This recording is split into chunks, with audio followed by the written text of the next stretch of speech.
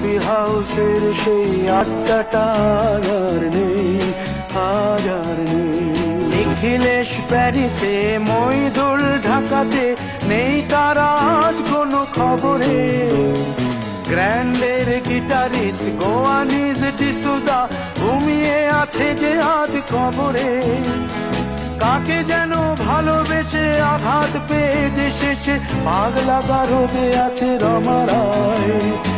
অমলটা ধুকছে দুরন্ত ক্যান্সারে, জীবন করেনি তাকে ক্ষমা। সুজাতাই আজ শুধু সবচেয়ে সুখে আছে, শুনেছি তো লাখপতি স্বামীদার। হিরে আর জহরতে আগাগোড়া মোড়া সে, গাড়ি বাড়ি সব কিছু দামি তার।